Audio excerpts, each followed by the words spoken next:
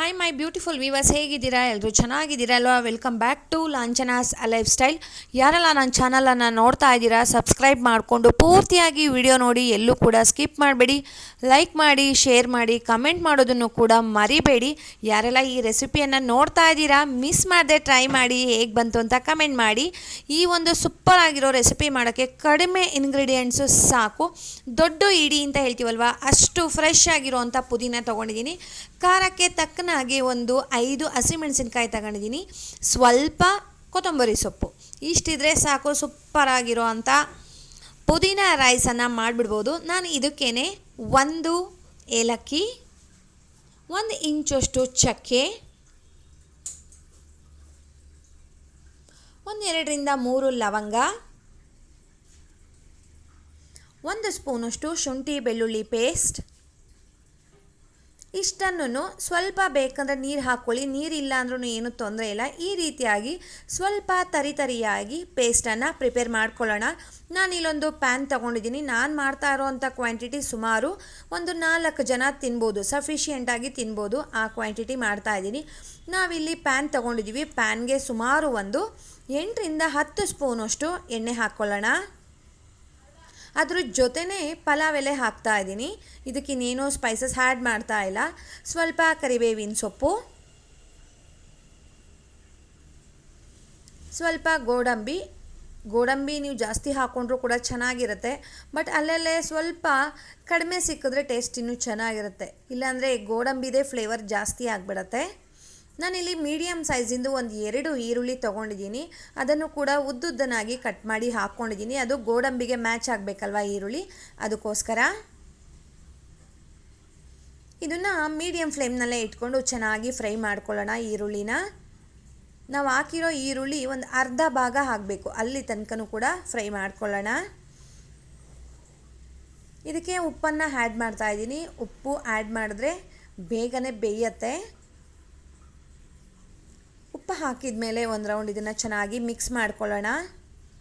ಇದಕ್ಕೆ ಎಕ್ಸ್ಟ್ರಾ ಏನು ಬೇಡ, ತರಕಾರಿ ಇಲ್ಲ ಅಂದರೂ ಪರವಾಗಿಲ್ಲ, ರುಚಿಯಾಗಿರುವಂಥ ಬ್ರೇಕ್ಫಾಸ್ಟ್ ಪ್ರಿಪೇರ್ ಆಗಿಬಿಡುತ್ತೆ ಸ್ನೇಹಿತರೆ.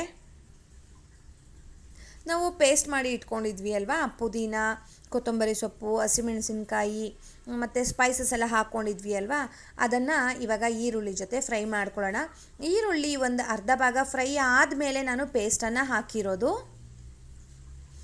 ಅದರಲ್ಲಿ ಸ್ವಲ್ಪ ಹಸಿ ವಾಸನೆ ಎಲ್ಲ ಹೋಗಬೇಕು, ಪುದೀನದು ಎಲ್ಲ, ಅಲ್ಲಿ ತನಕ ನಾವು ಇದನ್ನು ಫ್ರೈ ಮಾಡ್ಕೋಬೇಕು.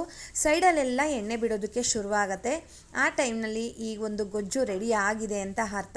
ನೀವು ಇದನ್ನು ಮುಂಚೆನೇ ಮಾಡಿ ಕೂಡ ಎತ್ತಿಟ್ಕೊಳ್ಬೋದು. ನೋಡಿ, ಈಗ ಎಣ್ಣೆ ಬಿಡೋದಕ್ಕೆ ಶುರುವಾಗಿದೆ. ಈ ಟೈಮ್ನಲ್ಲಿ ಈಗ ಇದು ಗೊಜ್ಜು ರೆಡಿ ಆಗಿದೆ ನೋಡಿ. ಅಷ್ಟನ್ನು ಒಂದೇ ಸಲ ಹಾಗಿದ್ರೆ ಕಲಿಸ್ಕೊಳ್ಬೋದು. ಇಲ್ಲ ಸ್ವಲ್ಪ ಗೊಜ್ಜು ಜಾಸ್ತಿ ಇದೆ ಅಂತ ಏನಾದರೂ ಹೇಳಿದ್ರೆ ನೀವು ಸ್ವಲ್ಪ ಎತ್ತಿಟ್ಕೊಳ್ಬೋದು. ಎತ್ತಿಟ್ಕೊಂಡು ಇನ್ನೊಂದು ಸಲ ಕಲಿಸ್ಕೊಳ್ಬೋದು. ನೋಡಿ, ಸೂಪರಾಗಿ ರೆಡಿಯಾಗಿದೆ. ಗ್ರೀನ್ ಕಲರಲ್ಲಿ ಟೇಸ್ಟಿಯಾಗಿರುತ್ತೆ. ಪುದೀನ ಅಂದರೆ ಕೇಳಬೇಕಾ, ತುಂಬ ಟೇಸ್ಟಿಯಾಗಿರುತ್ತೆ. ನಾನೀಗ ಸ್ಟವನ್ನು ಆಫ್ ಮಾಡ್ತಾ ಇದ್ದೀನಿ. ನಾನು ಇದಕ್ಕೆ ಮುಂಚೆನೇ ಮಾಡಿ ಇಟ್ಕೊಂಡಿರೋ ಅಂಥ ಅನ್ನನ ಮಿಕ್ಸ್ ಮಾಡ್ತಾ ಇದ್ದೀನಿ. ಸ್ವಲ್ಪ ಗೊಜ್ಜನ್ನು ಕೂಡ ನಾನು ಎತ್ತಿಟ್ಕೊಂಡಿದ್ದೀನಿ, ಬೇಕಂದರೆ ಹಾಕ್ಕೊಳ್ಳೋಣ ಅಂತ ಹೇಳಿಬಿಟ್ಟು. ಸೊ ನಿಮಗೆ ಎಷ್ಟು ಬೇಕಾಗತ್ತೆ ಅಷ್ಟು ಅನ್ನ ಗೊಜ್ಜನ್ನು ಹಾಕ್ಕೊಂಡು ನೀಟಾಗಿ ಆ ಗೊಜ್ಜು ಮತ್ತು ಅನ್ನ ಎರಡೂ ಕೂಡ ಹೊಂದ್ಕೋಬೇಕು. ಅಲ್ಲಿ ತನಕ ಚೆನ್ನಾಗಿ ಕಲಿಸ್ಕೊಬೇಕು. ಅನ್ನ ಆಗಿರೋದ್ರಿಂದ ತುಂಬ ಮೆತ್ತವಾಗಿರುತ್ತೆ. ಹೇಗೆಂದ್ರಾಗೆ ಸ್ವಲ್ಪ ರಫ್ ಆ್ಯಂಡ್ ಟಫ್ ಆಗಿ ಕಲಿಸೋದು ಬೇಡ. ನಿಧಾನಕ್ಕೆ ಸ್ಮೂತಾಗಿ ಹ್ಯಾಂಡ್ಲ್ ಮಾಡಬೇಕು ಅನ್ನಗಳನ್ನು. ನೋಡಿ, ಈ ರೀತಿಯಾಗಿ ನಿಧಾನಕ್ಕೆ ಮಿಕ್ಸ್ ಮಾಡೋಣ. ತುಂಬ ಚೆನ್ನಾಗಿರುತ್ತೆ. ನೋಡೋದಕ್ಕೆ ಎಷ್ಟು ಕಲರ್ಫುಲ್ಲಾಗಿರುತ್ತೋ ಟೇಸ್ಟು ಕೂಡ ಅಷ್ಟೇ ತುಂಬ ಚೆನ್ನಾಗಿರುತ್ತೆ.